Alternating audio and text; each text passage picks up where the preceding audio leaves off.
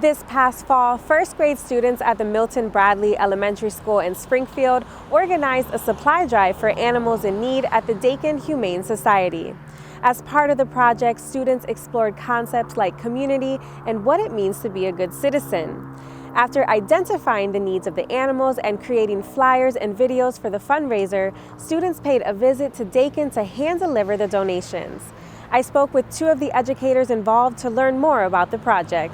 One of the huge elements of project-based learning is that it's student-centered. So we know as first grade teachers that first graders love animals. And that was kind of where we jumped off from. And we knew we wanted to find a way to incorporate animals into our project. And we decided to focus on our social studies lessons where they learn what being a good citizen is and how to help their communities. So we figured the best way to combine all of those ideas was to do a donation drive for our animal shelter. And so tell me a little bit about how Dakin was chosen. How did that process come about? So all of the students in our school are very aware of Dakin because most of them pass it on their way to school and they know exactly where it is. When we showed them the picture and the logo, every single student jumped up because they recognized it and they were really excited to find out that they could do something to help their community. So Kristen, you mentioned that this assignment covered 7 essential components of project-based learning. Can you elaborate on what those components are?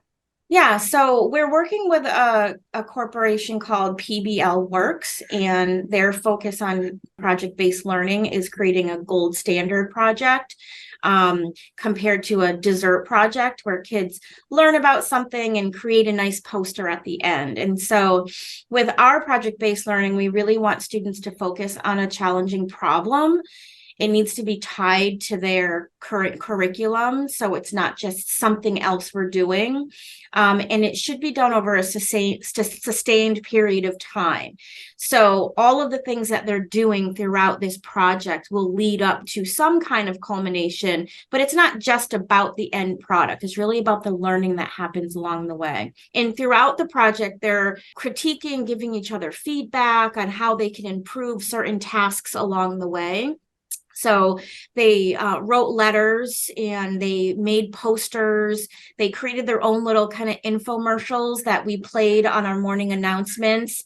And so all along the way, we were incorporating standards and concepts and activities that would then lead up to an end product. But it's really about the learning that's taking place of knowing like what would go into a donation drive. It's not just about, let me bring in a canned good. It was really about them eliciting and getting people to understand the need in our community, the need that the animals had, and then to fruition, making sure that they did get the things that they actually needed and we weren't just giving them things that we thought they might need. And so the research was involved. They interviewed somebody from Dakin to find out exactly what they need. So they learned all those things along the way, where it was, communication skills, writing skills, presenting skills, and then learning the words citizenship, donation, volunteer. And then they were actually able to do those things rather than just learn about other people that do them, which had a really lasting impact.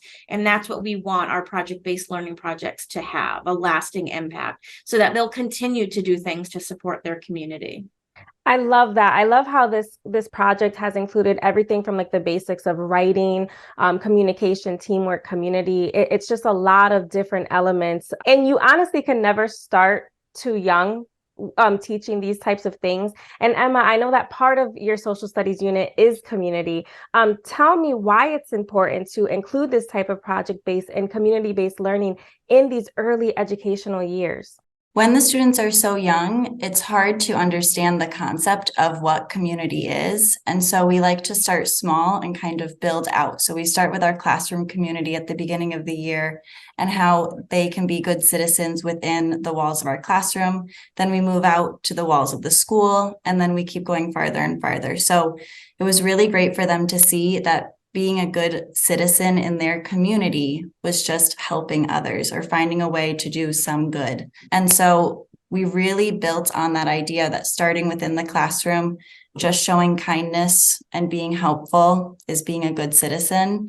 And then we got to build it out farther, and they were really excited to do something that was more than just within their classroom and more than just within their school. I think they really understood the impact that they were making. And Kristen, you were talking about all of this leading up to a culmination. And so part of that culmination was hand delivering the collected goods to Dakin themselves. Tell me how that experience was. Were students expressing to each other how proud of themselves and each other that they were? Yes. And it's funny because we had a lot of materials and I said, oh, one of our staff members has a truck. They can, truck everything down.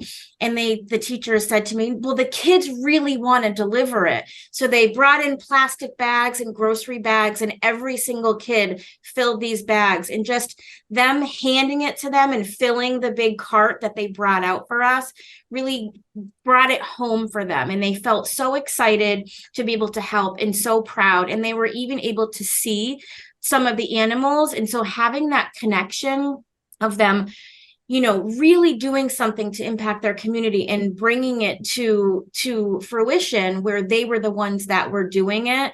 We're building and creating kids that are going to go out into their community and help in so many different ways. And, giving them that intrinsic feeling of actually doing it really made an impact on them. And they're still talking about it. Emma, is there anything that you wanted to add? I know you were the teacher. So what were some of the moments that stuck with you throughout the duration of this project? I think the really special moments were between the students when we would walk around the room, or even at recess. The students wanted to talk about this all the time, and they still do. We made a class book about how to be a good citizen. So it's in our classroom library. And I included the letter that we received from Dakin after we donated it. And I think it's been their favorite part of the year. It's been my favorite part of the year so far, because it was such a big chunk of our learning, and we got to incorporate so many different subjects. And again, it was what the students wanted to do. And so I think going from that drive of what they want, it made the learning a lot more meaningful for them. And this was a school-wide drive that they organized. What was the response from the other grade levels? They were really excited and really supportive of the first graders, which was wonderful to see. They made posters so that we could hang them in the hallways. And I had other students and previous students of mine that said, I saw the poster and I can't wait to bring something in. I'm going to ask mom and dad tonight. And even the other teachers were very supportive. And so I think it really brought the whole school together. Now, this is some true grassroots level organization that you all are showing the students, not just the first grade class, but as you mentioned, even all the grade levels. What would be the ideal takeaway for all of the students and even parents, teachers in the community from this project? I think that we all have something to provide to our community. Not only do we live here, but we can always help make it a better place. And I think Springfield is such a great place to live, and we want to show kids the things that about it that are great, and then how they can continue to be great. So part of this work came from the Springfield Public Schools Portrait of a Graduate, and we're part of a team that's reimagining school. And with working with teachers, we talked about how can we reimagine school for kids to give them more voice and authentic learning, and get them out into their community so that when they do graduate from school, they are ready to be working members of their community. And so that's really our outcome of, building these 21st century learners that can grow up and give back. And the earlier we start talking about, what your future will look like, the harder they're going to work, the more interested they're going to be in learning about things that they can do when they grow up. And having them start to do those things now is just going to help get them on that track.